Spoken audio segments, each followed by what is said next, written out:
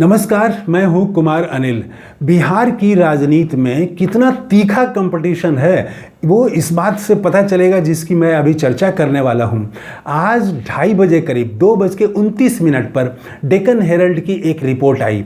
Report में ये कहा गया कि जनता दल यू ने दिल्ली में संसदीय समिति की बैठक में मांग कर दी है कि देश भर में जाति गणना होनी चाहिए।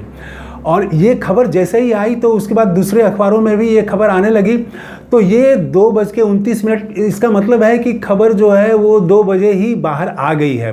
1:30 बजे के आसपास ये बातचीत हुई होगी या उससे पहले ही हुई होगी।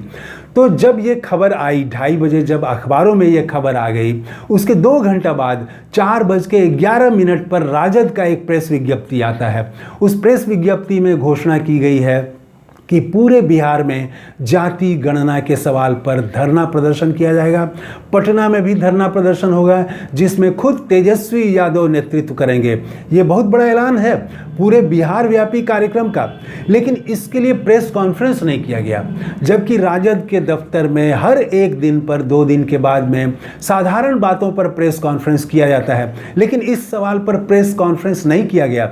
और जो विज्ञप्ति प्रेस को जारी की गई उसके अंतिम लाइन बड़ा रोचक है। उसमें यह कहा गया है, उसके प्रवक्ता हैं एजाज अहमद, तो उनके हस्ताक्षर से वो जारी है। उसमें कहा गया है कि ये ऐसा निर्णय लिया गया है, पार्टी के जरिए प्रदेश भर में धरना प्रदर्शन किया जाएगा और इसकी सूचना जिला मुख्यालयों को दी जा रही है। हर जिला मुख्यालय में होना है धरना, तो इसकी सूचना जिलों को दी जा रही है। इसका मतलब है कि जिलों को सूचना देने के पहले ही प्रेस को जारी किया गया। तो इतनी हड़बड़ी क्यों? प्रेस कॉन्फ्रेंस क्यों नहीं किया गया इस सवाल पर? ये कल भी हो सकता था।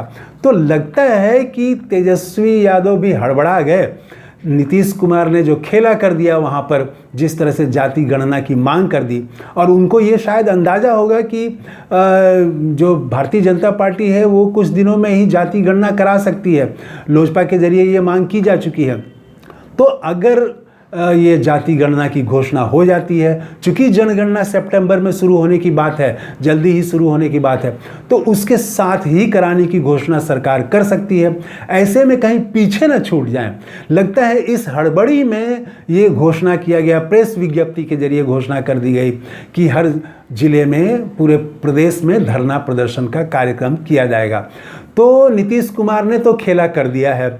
और उसमें जो खबर आ रही है उसमें गणेश सिंह हैं, उसके चेयरमैन हैं।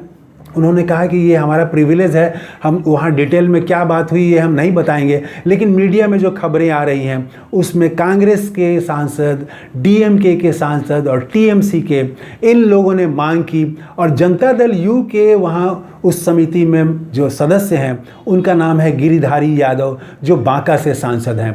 तो कहा जा रहा है कि उन्होंने भी ऐसी मांग की है। उसके बाद से तो भाजपा में चुप्पी है और इधर तो जनता दल यू के कार्यकर्ताओं में वो अब जोर से कहने लगे हैं कि हम पहले से ही कहते रहे हैं कि जाति गणना होनी चाहिए। और राजद भी हड़बड़ा गया है। तो नीतीश कुमार ने तो ये खेल कर दिया है। अब भाजपा यहाँ फंस गई है कि अगर वो जाति गणना कराती है तो उसका हिंदुत्व वाला एजेंडा कमज़ोर होगा, नहीं कराती है तो चुनाव में नुकसान होगा। अब कुछ ही दिनों में पता चल जाएगा। उधर राहुल गांधी लगातार प्रेशर बनाए हुए हैं और अब तो एनडीए के भीतर से भी प्रेशर बनना शुरू हो गया है। तो क्या चौथी बार प्रधानमंत्री नरेंद्र मोदी झुकेंगे? 3 बार तो वो झुक चुके हैं। लेटरल एंट्री पर, SC/ST के रिजर्वेशन पर झुक चुके हैं। तो क्या फिर वो एक बार यहाँ पर झुकेंगे ये जाति गणना के सवाल पर, जो विपक्ष की मांग है? और क्या जाति गणना कराएंगे? देखें, 2-4 दिनों में ही, हफ्ते भर में ही पूरा मामला सामने आ जाएगा। तो कैसा लगा ये वीडियो? कमेंट करके ज़रूर बताइएगा। थैंक यू, धन्यवाद, जय हिंद।